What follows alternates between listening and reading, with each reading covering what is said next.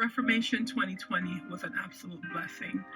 Traveling to DC and just being out in the area with so many people there, giving them the information on the great controversy, talking to them about the information in the book, and giving information. And I just hope that we will do more of this because the world needs the information. So let's all get involved and let's finish the work that God has given us. Good morning, good evening, good afternoon, good whatever it is when you're watching this. It's still cold outside. Let's see what we have. The car says it's like 31 degrees, so not too bad. Because just the other day it was like 18 and stuff like that. So, and the sun is out, praise the Lord. So all the snow is melting. Let me see if I could turn the camera. Of course I cannot. So never mind. I was gonna turn and show you out there. Pretty sure there's a way to do it, but I just don't know how. Nonetheless, why am I here today? Well, always to serve God. Hello, somebody. That's Pastor Cuke. So I came on really though to just do like a testimony video.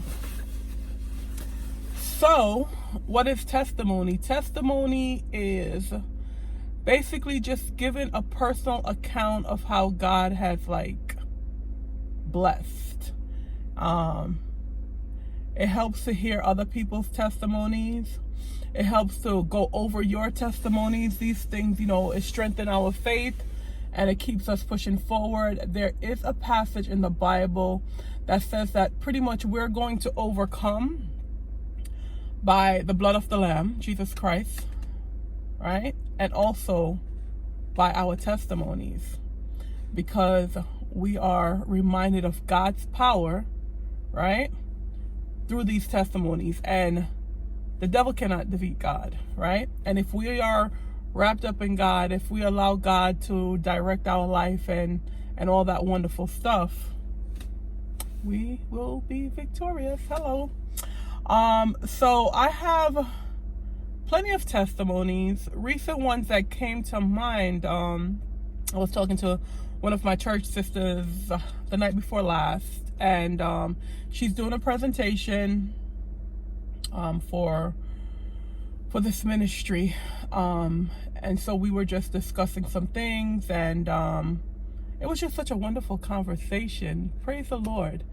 Having faith-based focus, like Christ-focused conversations, it is such a blessing. So in doing all of that, I remembered my testimony with regards to financial blessings, right? So when the pandemic hit overnight, at the time I had resigned from my previous job because they were just doing crazy things and no one was really helping. The people supposed to be helping the youth and their families were basically refusing to help the youth and their families. And the position I had, I could only do but so much, right? Because I don't own these agencies. So because Christian Corral did not want to get to the point where it's like,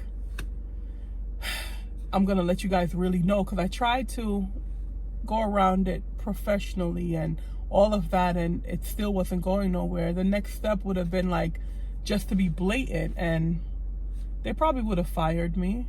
I don't, I'm at work. I'm not yelling. I don't do any cursing. Thank God that has stopped. Unfortunately, a word has slipped out here and there throughout this journey of mine.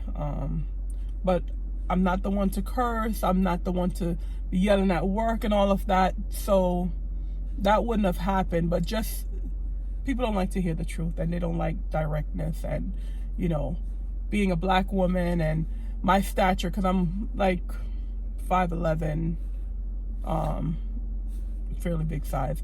So that all of that, people, angry black woman, this and that, even if you're just talking regular. So any which way, Sorry, I'm long-winded at times.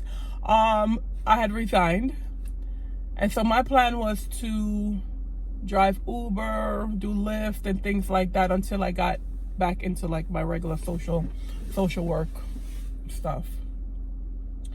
Tried to get the unemployment, but because I resigned, and when they reach out to the agency, they weren't truthful about what led me to resign, because it was an ongoing issue with them.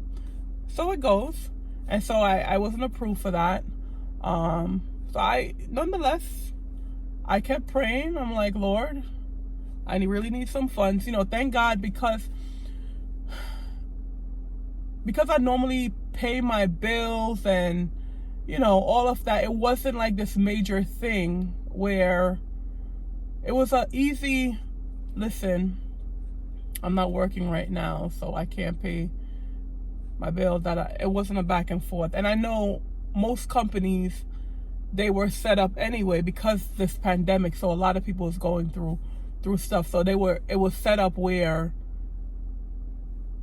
your bills were just pushed back. So I thank God for that. And I wasn't worried about it, to tell you the God honest truth. I was not worried about the bills, because what am I gonna do? It don't make no sense to worry. Come to find out though, here's the testimony part. I was approved for the pandemic unemployment benefit.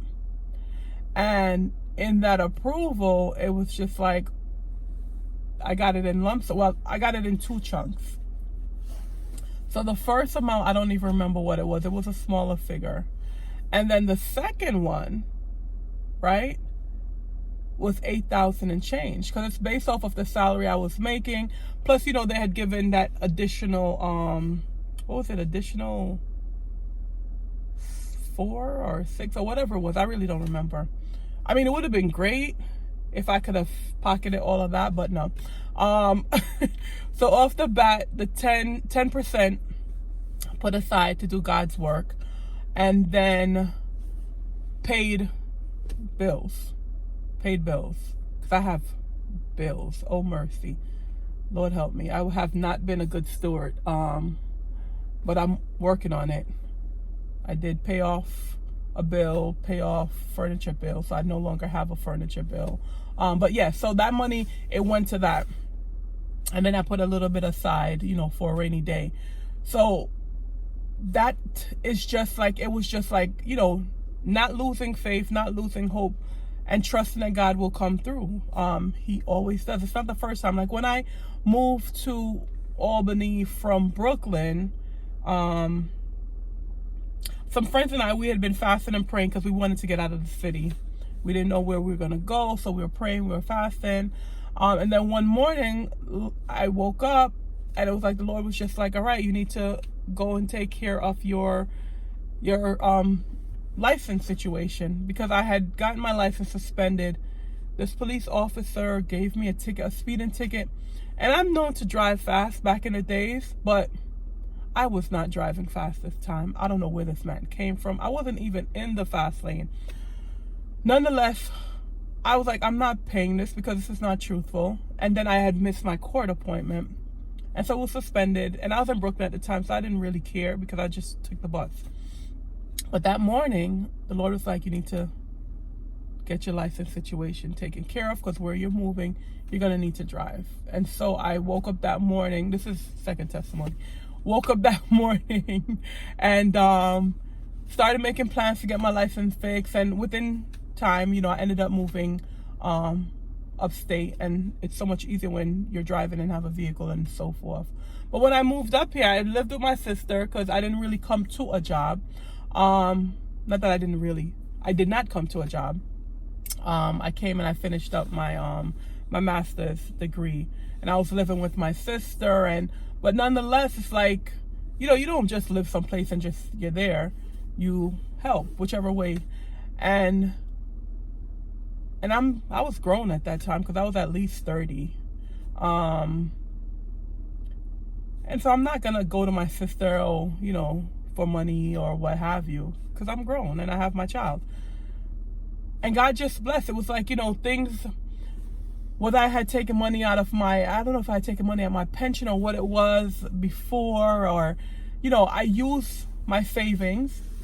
And then at times, my mom would send me money, or this bill, I overpaid them before and they gave me money, or, money came, and God was just, he always blessed. I can't complain at all.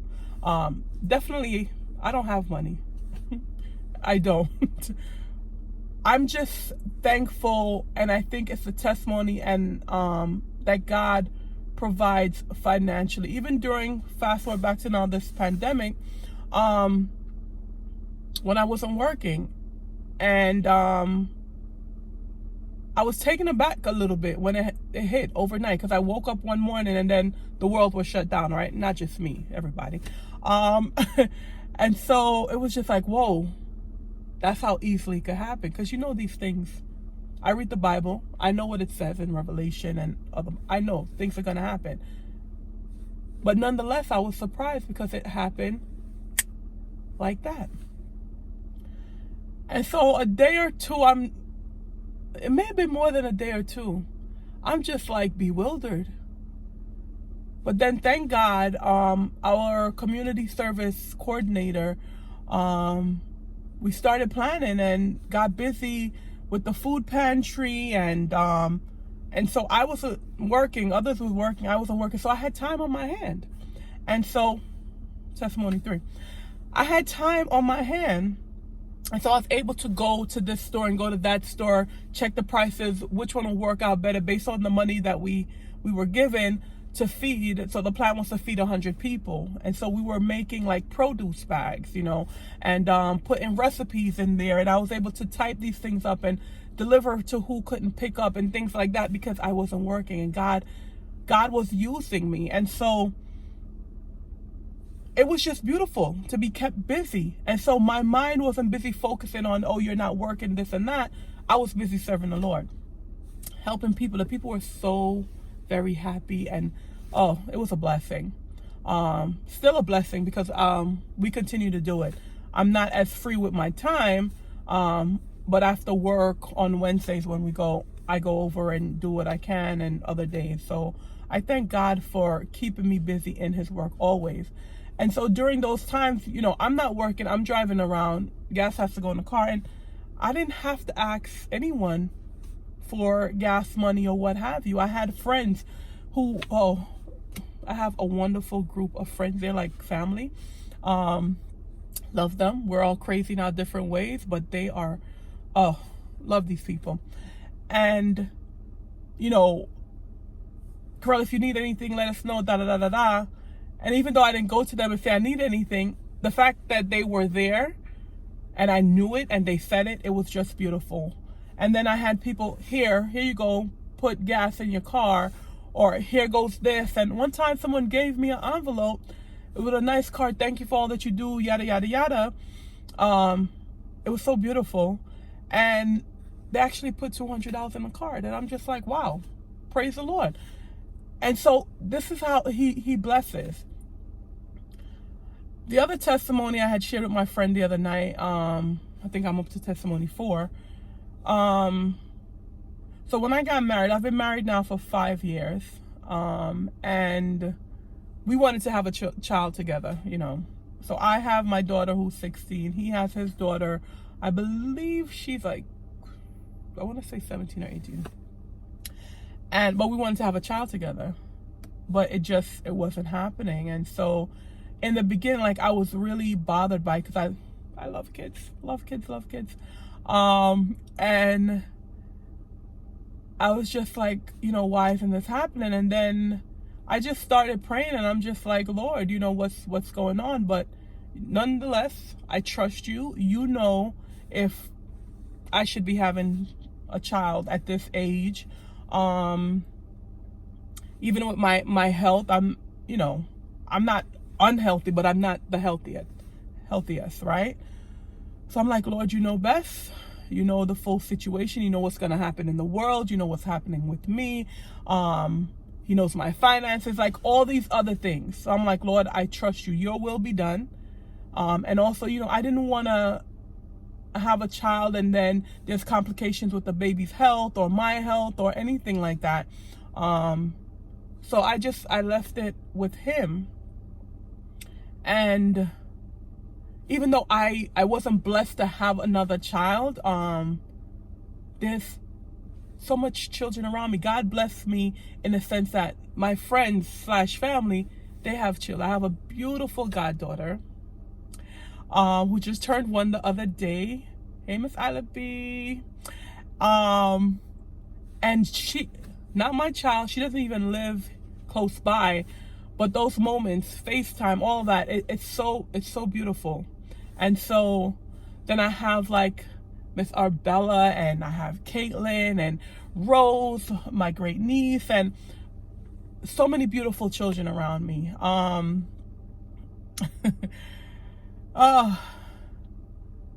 so I give God praise for answering my prayer, even though these are not my children, but they're children and they're around me, and it's blessing, and it feels that, you know.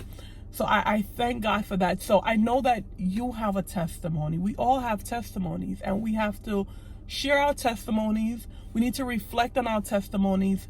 We need to give God praise. We need to encourage each other. We definitely need to finish the work that God gave us, because I believe as a Christian, God has given each and every one of us a work to do and to finish, definitely glorifying him. But there's also tangible things that we're supposed to be doing. So I thank you. Oh, I almost forgot. So yesterday I was talking to my friend. He called, to check up on me. How you doing? Da da da da da.